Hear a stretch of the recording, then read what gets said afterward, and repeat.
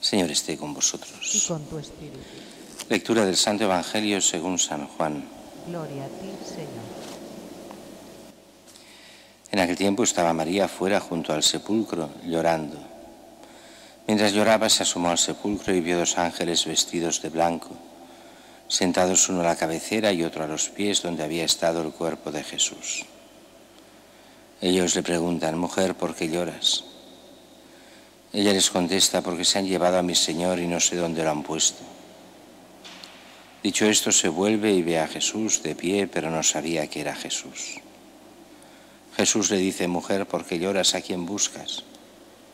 Ella, tomándolo por el hortelano, le contesta: «Señor, si tú te lo has llevado, dímelo dónde lo has puesto. Yo lo recogeré». Jesús le dice: «María». Ella se vuelve y le dice: «Rabuni», que significa maestro. Jesús le dice: «No me retengas, que todavía no he subido al Padre. Pero anda, ve a mis hermanos y diles: subo al Padre mío y Padre vuestro, al Dios mío y Dios vuestro». María la Magdalena fue y anunció esto a los discípulos: «He visto al Señor y me ha dicho esto». Palabra del Señor. Gloria a ti, Señor Jesús. Continuamos en esta octava de Pascua, que es como estos 8 días especiales. Todos los 50 días de Pascua son Pascua, pero la octava es como una Pascua especial, estos 8 días en los que vamos viendo las apariciones del Señor de una forma especial. Vamos meditando estos primeros pasos de la Iglesia. Recordemos en la primera lectura, vamos leyendo durante todo el tiempo pascual, en el tiempo ordinario, más o menos seguidos, saltándonos algunas cosas porque no daría el tiempo, pero vamos viendo Hechos de los Apóstoles, la Iglesia naciente, la primera Iglesia. Solo que nos saltamos, eso sí, al principio, como decíamos ya ayer, saltamos lo que es el momento de Pentecostés, el momento del recibir el Espíritu Santo, congregados, pero sí que estamos viendo ya lo que continúa ese mismo día, esa gran predicación de Pedro. Ayer veíamos una parte, hoy vemos la segunda, después de haber hecho todo el gran discurso sobre lo que era la historia de Israel, cómo prepara a Jesús, cómo llega a Jesús, cómo Jesús es juzgado y condenado por el pueblo. Y aquí es curioso: vosotros, el mismo Jesús a quien vosotros crucificasteis, Dios lo ha constituido Señor y Mesías. Y ante todo eso y todo ese gran discurso y la influencia del Espíritu Santo que allí debía soplar, sopló de una forma especial. ¿Qué hemos de hacer?, pregunta la gente. Le preguntan, además es curioso, le preguntan a Pedro y a los demás discípulos. Y claro, aquí es como si dijéramos, se le pregunta a la Iglesia, a toda la Iglesia, el mundo que pregunta ¿qué hemos de hacer? Y es el que es Pedro en nombre de toda la Iglesia: convertíos. O sea, cambiad mentalidad, dejad lo que estáis haciendo, dejad el mal, buscad el bien, creed en Cristo Jesús. Que cada uno sea bautizado en el nombre de Jesús el Mesías, para el perdón de vuestros pecados y para recibir el Espíritu Santo. Hemos de entender que en este primer momento y durante, todavía hoy en la Iglesia Oriental y aquí en el caso de cuando se bautizan adultos también, van ligados aquí 2 sacramentos, bautismo y confirmación. Y por eso se habla del recibir el don del Espíritu Santo, lo que nosotros llamaríamos en España confirmación, en el resto fuera del habla hispana lo que llaman la crismación, de hacerse con Cristo, como de recibir el Espíritu Santo.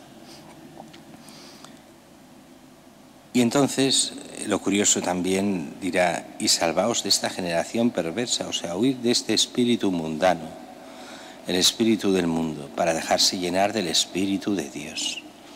Ahí está la salvación, convertirse, bautizarse y vivir según el Espíritu y no según el mundo. Y dice también al final, los que aceptaron sus palabras se bautizaron y fueron agregadas unas 3.000 personas. Es la primera gran conversión, los primeros grandes bautizos. 3.000, y además recordemos que esto está pasando en Jerusalén y pasa no solo en Jerusalén, sino al final del tiempo de la Pascua, donde hay judíos de todo el mundo que iban al menos una vez en la vida, o cuando algunos cada año, a la Pascua en Jerusalén. Nos lo decía el inicio de Hechos de los Apóstoles, que habían gente de todas partes.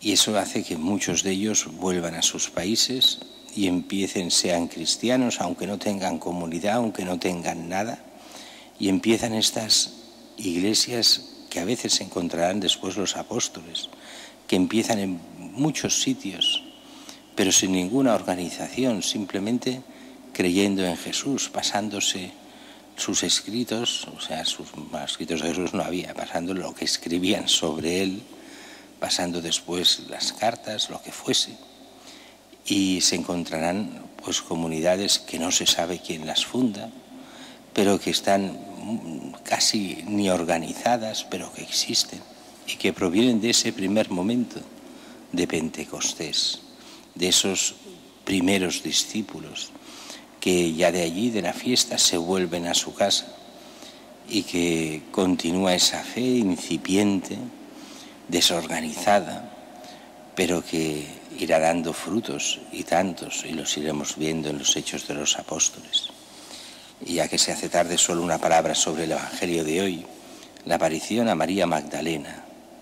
María Magdalena que, fijada en Jesús, no ve lo que las pruebas, las evidencias, no ve, no sabe ver, no sabe interpretar lo que es el sepulcro vacío, cómo se ha deshinchado donde estaba Jesús, cómo se ve claramente que nadie se ha llevado el cuerpo, cómo se puede ver que el cuerpo se ha volatilizado, desaparecido, que allí hay una actuación divina especial, pero ella lo que ve es que el cuerpo no está y no sabe ver nada más, hasta que vea este que identifica por el hortolano, este Jesús que se le presenta y que le hace, en el mejor de los sentidos, como diría Santo Tomás de Aquino y después recogen todos los papas, Jesús hace de María Magdalena la apóstol de los apóstoles, aquella que ha de anunciar a los apóstoles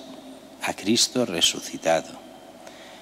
Primero, en la primera desesperación, habrá ido a los apóstoles diciendo: han robado el cuerpo.